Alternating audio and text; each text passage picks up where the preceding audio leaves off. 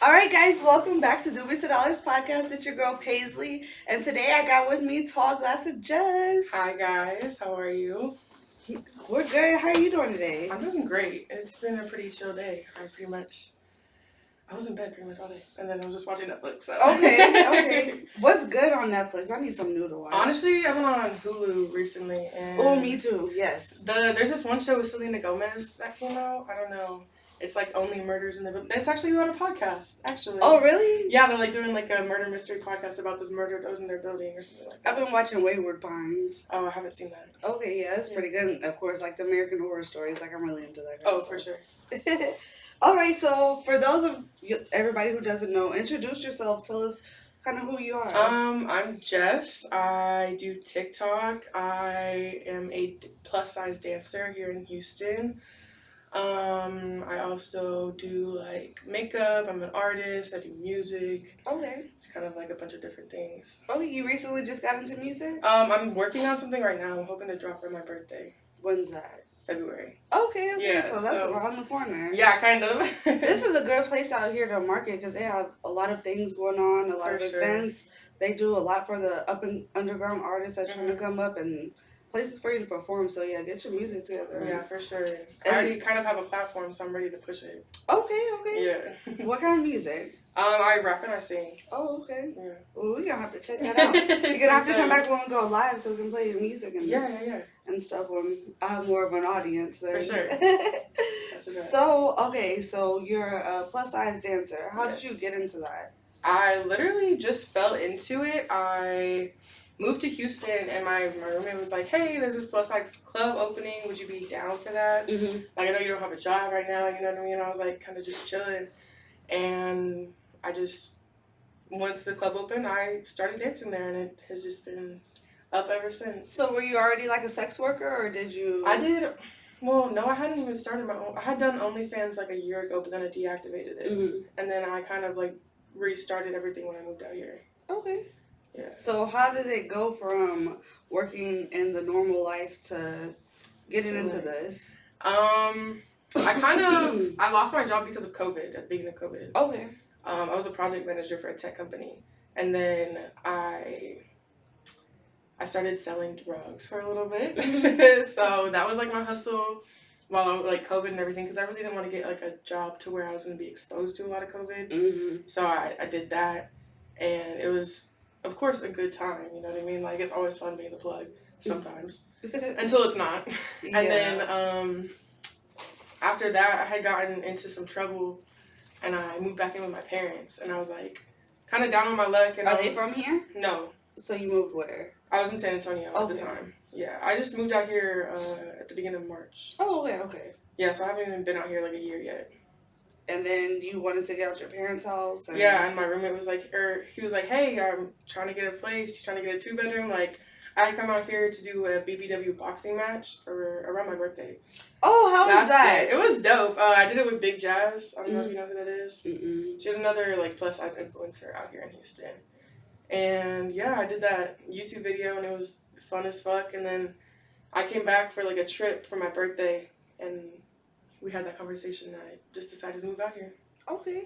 How was it doing the BBW boxing match? It was interesting. Like, I didn't really know what to expect going into it. And like, once I got hit hard one time, I was like, okay, now I'm not even playing no more. Like, I have to go in.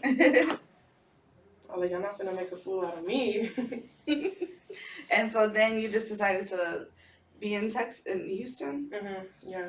Okay, and then you started working at Juicy's. Yes. Okay, how's that going? Juicy's is good. It's definitely a work in progress, but I feel like they are improving the facilities and everything like that. I also work at a couple of different. I know you went to Secrets or Passions. Passions. Mm-hmm. Yeah, I've been at Passions. I've danced there before, and then I've danced at Crazy Bull with Do Something to Do Something before as well. Okay, how do you like Passions? I like Passions. It's dope. I like the facility a lot. It's really nice. Mm-hmm. I really like. It's a really nice club. Yeah, I like them. I like the owners. Spider's cool. Yeah, Spider's cool. The managers, Zach and Rodney. Mm-hmm. They're cool. Zach's cool. I met Zach whenever I first interviewed over there. Did you meet Deja? She's one of the like waitresses, bartenders there. She's like light skin with red hair. I don't know.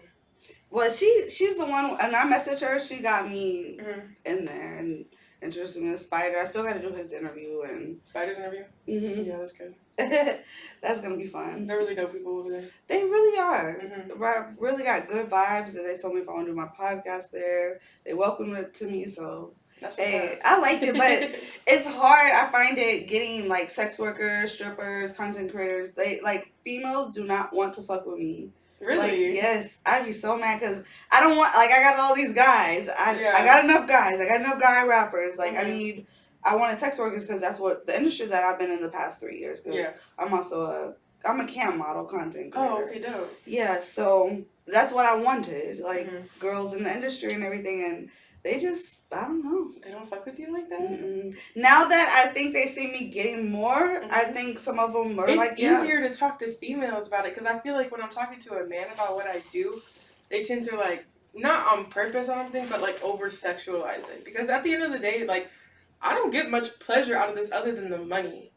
Like, the only pleasure that I really get out of this stuff is the money and also, like, me being an inspiration to my followers. That's, like, it, really. Because everything else is kind of heavy. Like, I have to take breaks here and there. Like, I just got off a break. I just got off a 2-week break from dancing. Why'd you take a break? Because it gets really heavy sometimes, and it's just like what do you mean by heavy? Like mentally? Mentally, yeah. I have like anxiety and depression, so it's like sometimes like living the life and like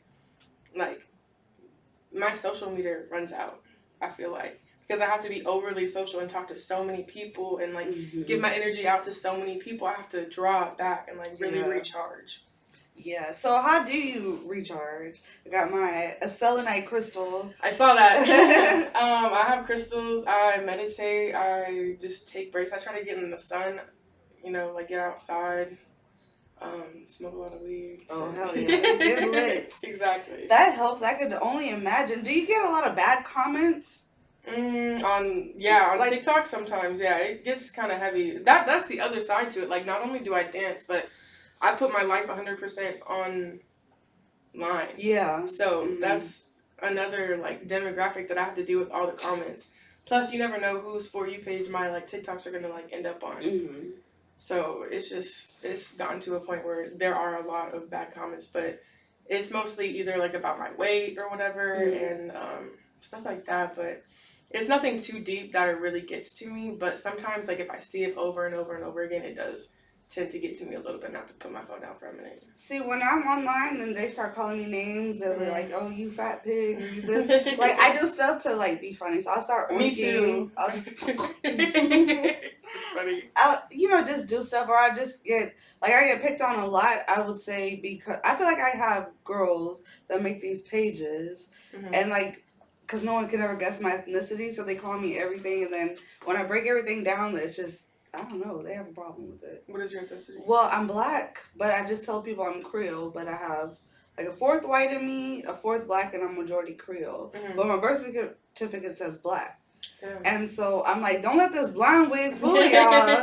But hey. I understand. There's, isn't it like, there's like a word for it in Creole. It's like, it means like, white passing or whatever. I don't know what the word is. Somebody told me I wasn't how do they say it? Black facially passing, visibly passing. And I'm just like, well, that's your perspective because when I'm not in this wig, like you know what I'm saying? So I was gonna ask you about that. So I watched like all the BBW parties and stuff, and I never seen the white girls. So you're like the token white girl of the, because I see you a lot. Yeah. So how is that? It's interesting because I feel like a lot of times people don't like to, I guess, support people who don't look like them. And I don't know, I feel like sometimes they feel threatened by it, but a lot of times they're dope as fuck to me. Like, they see me and they respect what I'm doing, you know what I mean? Because I feel like being a BBW breaks down, like, those, I don't know. We all kind of band together as BBWs, you know what I mean? So I don't think race really matters in that. Okay. Yeah. So let me ask you this. So you work, Passions is both BBW and Skinny Girls. Mm-hmm. Juicy's is solely BBW, Yes. right? So how is it working with the smaller girls? It's interesting. They're cool. It's just like sometimes the customers don't know that it's like a BBW night and they'll be like, what the fuck? You know what I mean? Like if they're not into BBWs and they just kind of like give you like a weird look here or there, you know what I mean? Don't really tip you as much. Like so it's an interesting dynamic working with smaller girls. I don't know if it's a dynamic that I really enjoy because I feel like I don't make as much money whenever I'm just like when I'm working at Passions. I make more money working at Juicy's, even though it's a smaller club, doesn't have a liquor license, isn't as nice, but it's meant for people like me. You know what I mean? Okay. Yeah. So how do y'all like kind of get the word out or? We promote a lot. I promote a lot as well. I have people that come out to see me. I've had people fly out to come and see me dance before. Oh, so, yeah. Yeah. Well, you have a pretty big following. Mm-hmm. Yeah. How'd you build your following? Mostly on TikTok. I just hit like 400 and like 5,000 followers on TikTok. Really? Yeah. See, I'm not on TikTok. I gotta get up to date with this generation stuff. Get on it, man. It's dope. It's a really great way to, because I barely had like 1,200 followers on Instagram, maybe 2,000 when I moved out here, and I had like 10K on TikTok, and since then, like, I've grown that far. So what made it go? What were you doing that was like going Come to work with me as a plus size dancer. Oh. Yeah. Okay. You need to put that on YouTube. Yeah, for sure. I have YouTube as well. Yeah, I checked out your YouTube and you did like a couple of vlogs and I'm not really like consistent on that or whatever, but TikTok is where I'm my most consistent. Okay. So you started making money on TikTok? How did that process go? You have to apply to be in the creator fund, and once you're in it, it gives you money per view, basically. Their AdSense isn't as good as like say Facebook or YouTube, but it's still money coming in. Okay. Yeah. Yeah, that's good. I need to check that out. Yeah. And get up on that. You do. And you need to get more consistent on YouTube. I know. Your videos are good. Thank you. It kept me wanting to watch it. I appreciate it. So let's see. So let's take it back. Who was Jess or Jessica as a little girl? I rode horses when I was a kid. To actually like back 360, you know, I feel like I'm a different person than I was whenever I was growing up. Like I went to college to be like a ag teacher, like a I don't know, agriculture education. Oh, okay. Yeah, like the people who like help you like raise animals to like go to show or like to Houston and stuff like that, you know, like the rodeo. But yeah, that's what I was on whenever I was a kid. I was a good kid. I've always been like, I've been smoking since I was like 12, 13 years old, but I always had like straight A's. I graduated with honors, like, so I've always had like a really good balance in my life, like the hustle and like also the ability to have fun while hustling, you know? Okay. So I feel like that was me as like a child. And then you went to college. Oh, you said you got into this because of the pandemic. So have you thought about actually camming or being more in the online sex world or doing porn? I don't know. I'm kind of like in this middle ground right now where I could either go deeper into that, like the sex work side of like fame, or I could go into like being like the influencer, you know what I mean? And I feel like there's a big trade-off between those two, because if you go too deep into like the porn world, then you're not able to do as much as an influencer because brands don't want to work with you. But you have the people like your Danny Bankses, your Britannias, and they have brands that work with them. Exactly. I don't know. It's I feel like I really need to like sit down with somebody who knows more about like the industry that we're in to be able to make like an educated decision on this. But I'm kind of like stuck at the moment because all I do is OnlyFans other than dance. Okay. Yeah. Try camming. I love it. Yeah. I started 3 years ago, and somebody asked me last time, well, when Dewey's the Dollar starts making money, do you plan on stopping? I'm like, no. I love what I do because I feel like we're in, there's different parts of the sex world. So I feel like you have your, anywhere from like your prostitutes, then you got your escorts and your kind of, or the call girls, your dancers, the porn stars, and then like this camming kind of world, and then content creating, because I think they kind of separate too. Yeah. But with camming, I like it because I feel like you just sell your personality. I tried working at a strip club, and You couldn't do it? No. Why? Okay, well, I think I had a bad experience because I now I didn't see this at Passions. I liked Passions, but because I was kind of peeping everything. But this one, I think it was called the Osas or something. Was out here? They wanted you to pretty much go sit on these guys' laps and everything before they even gave you any money, and I just thought that was doing way too much. That is kind of now.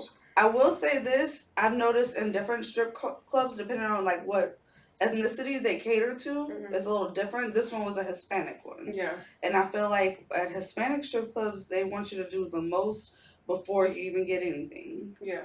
And just really go. I don't know if that's a cultural thing, but that's how I found it. And I'm just like, I'm not doing this. And then because I was thinking, I'm like, why am I here when I could just go sit online and smoke and talk to these guys and have, a few hundred people in the room with me just chilling and tipping me or this, and I just decided to stick with Cammy. I understand. Shoot, I get both sides of it, I really do. It's just... But if you can get up there, like you could dance and, have that presence on the stage and everything, then I'm all for strippers. Yeah. It's just hard for me because I'll be wanting to talk.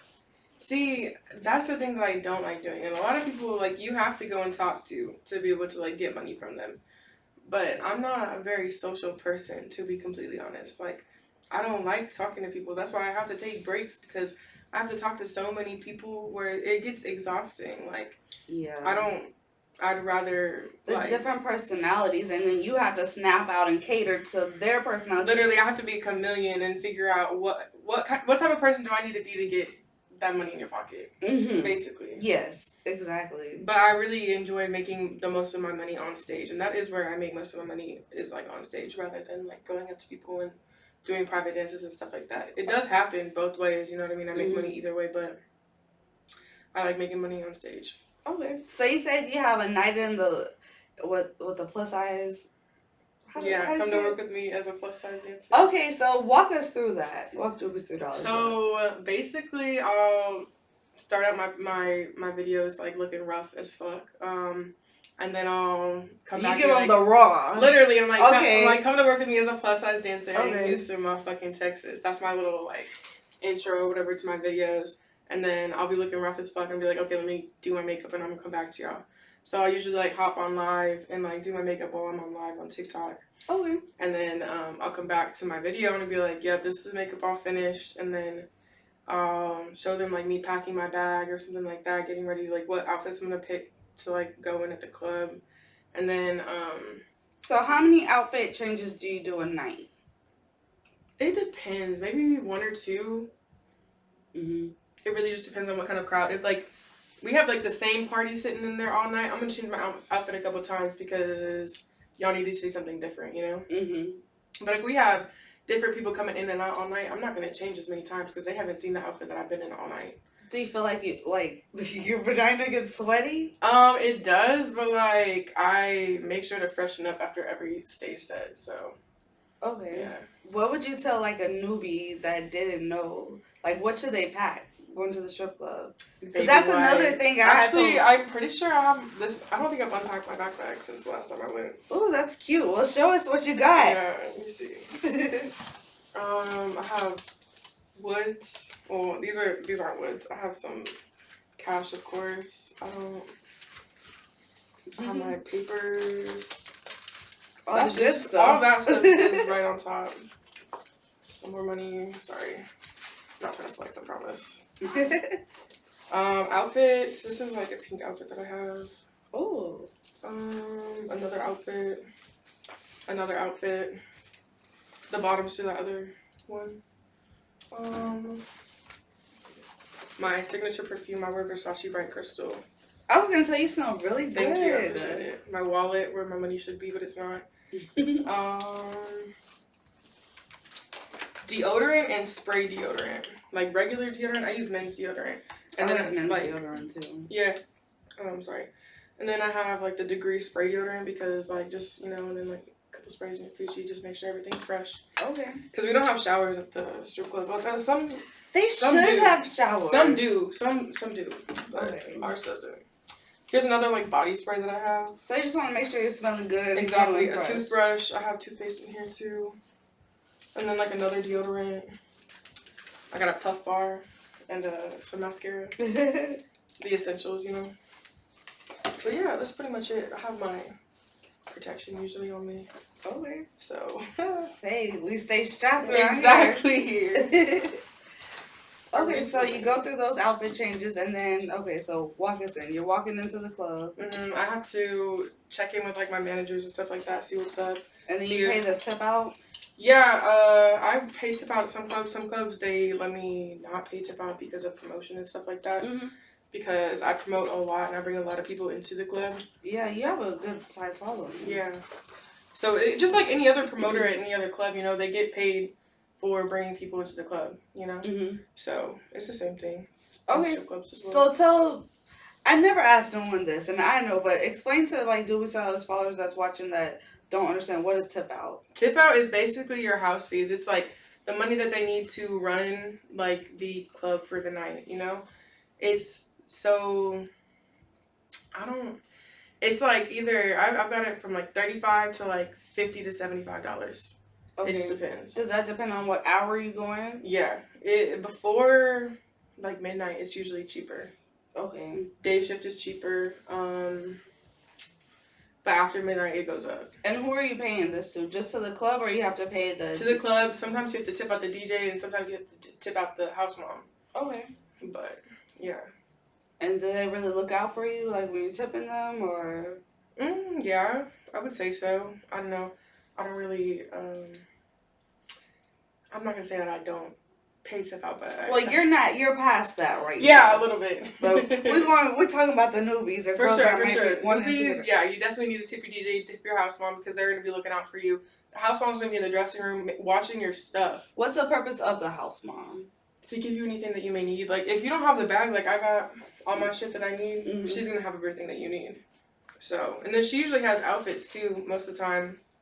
Yeah. Okay. Where do you get your outfits from? I get mine custom made. Okay. Yeah. So I see different vendors. Is there anyone you like to shout out or recommend for the plus size girls? No. You're looking on a new looking for a new vendor? I'm looking for a new person because the person who makes my stuff right now is not very reliable, and then a lot of the places out here don't fuck with me for some reason because I'm plus size. Mm-hmm. And they don't really want to be making outfits for plus size girls, really. Why do you think that is? I don't know. Maybe because it's more material. Maybe because we're not, like, the definition of a stripper. You know what I mean? I have more following than a lot of these dancers out here. Mm-hmm. And I remember one of the... I'm not going to say any names, but one of the big outfit people out here, I was like, hey, I saw that they were looking for influencers and, like, people to partner with. Mm-hmm. And I was like, hey, I'd love to partner with you. And they never responded to me. And I'm like, all right. You gotta start. That's a bet. When people act like that, I'm like, I'm gonna start my own then. Exactly. I'm gonna do me. So, can you find, like, the outfits through Amazon, or? Sometimes. I found, like, just, like, different, like, lingerie stuff and stuff like that, but really, like, the actual dancer outfits, like, I feel like they're different than most, like, lingerie. Okay, now they are. That's what I wanted to talk about. So because, like, look at this. Like, it's completely bedazzled out. So how does that piece, what is that? It's just like a tube top. It's really big on me, actually, but it just goes like this, and then it has, like, let me see. This is probably a better one to show. Ooh, we want to see all the sexy stuff. I know, right? I just so happen to have this stuff in my bag. This one's basically like a one-piece swimsuit in the front, and then in the back, it's like all this, like, cord. Okay, this little string, all that ass is out. Exactly, but it goes like that, you know. Okay, that's pretty. So, yeah. They're not like regular lingerie pieces, you know. Yeah, they're a lot different. At first, I didn't understand, but I'm just like, it's not just simple little cheap lingerie. Like, you gotta have it's a dancer type. It's a dancer outfit. Yeah, it's just different. Mm-hmm. Okay, so you walk in and they pay tip out, or maybe you don't. And then what happens? And then I go into the dressing room, I stretch, because stretching is very important. People don't realize it is like working out. Y'all gotta walk in that's another thing, girl. I can't walk in heels for girl, shit. It's like working out in like 4 to 7 inch heels for 5 to 7 hours a night. Do your feet be swollen? Because I swear mine would be. Sometimes. I twisted the fuck out my ankle on Saturday night, actually. Oh, shit. Yeah. Gotta ice that up. It was fine, actually. It ended up being fine. I stayed in my heels 7 hours that night. Oh, wow. Mm-hmm. Oh, I commend y'all because I cannot walk in heels for Girl, shit. it's hard. It's hard as fuck. So do they tell y'all, like, to take breaks? Or at what point throughout the 7 hours, like, you need some sort of break? Or I didn't take any breaks that night, actually. I didn't go to the dressing room one time. oh. But I was also just, like, chilling in a section with, like, these girls that had come to see me. Like, we was drinking, you know, chilling. Okay. And then, like, I would go up on stage every once in a while. Okay. Yeah. And then, so, how does it feel getting just all that money just thrown up on you? It's really empowering, actually. It's really, like, it's nice whenever it's a lot of money. But then whenever you don't make as much money, you're like, you look at your worth as, like, a scale, you know what I mean? Like, I didn't look good tonight, so I only made this much, you know what I mean? Or I did so good tonight, and I made however much, you know? And it's just, it's kind of toxic, actually. Yeah. I find it the same way, because sometimes I could be sitting online for, like, 4 hours and make $10. And then sometimes it's, like, $600-700. It just... depends. It just really depends. What's the most you've made in one night? I made like $1,200 in a night. Dang, that's good. Yeah. That's really good. Okay, so my next question. Can I hit this? No, we can't smoke in it. But there's this place called The Cloud that they have out there. Did you go last time? I'll show you. That's the smoking area. Oh, okay. But yeah, they won't let us smoke in here. They trip on vapes and all that. I don't know what other people do if they might just go through, but I try to follow the rules. Yeah, I understand. So, what else would you like to tell Doobies to Dollars? Or what else are you promoting? Or before we get into your music? Yeah. Probably just my TikTok and also my YouTube. I'm really trying to get to 1,000 subscribers on my YouTube. It's so hard to get subscribers on YouTube. It's so hard. Yes. Oh my gosh.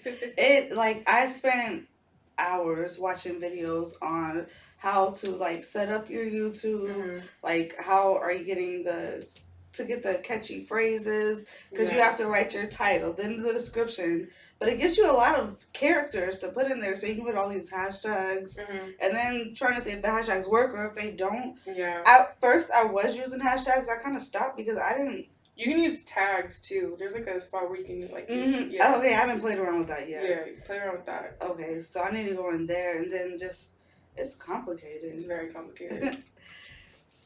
So, on TikTok, or actually on any of the platforms, how is it like being a bigger woman? Because they hate on bigger women. I swear my page has been gotten deleted over and over. Oh, for sure. I just got off of like a 10-day ban on TikTok because of this video that I had posted. I was going to, I don't know if you've been to Club Pharaoh's. It's like over here on the north side. I heard of it. Yeah. I went over there. They used to have BBW Nights. Yeah, the lady that owns Juicy's used to do the BBW Nights over Is her name Mimi? Yeah. Okay, she's a Virgo. Yeah. Okay, so what was this? This had to have been 2 years ago. I think she was doing a masquerade party. At Pharaoh's? No, this was before Pharaoh's was opened. It Plush? She used to have this company called Plush Beauty. Maybe. Yeah, I think so. So she would do like parties where she would rent out houses and stuff. Yeah, the house parties. But the thing is, okay, maybe not hers, but I watched some of the other ones and I just don't get down with like the extra stuff. Because I was considering like doing the parties, because I know there's a lot of different ones. Yeah.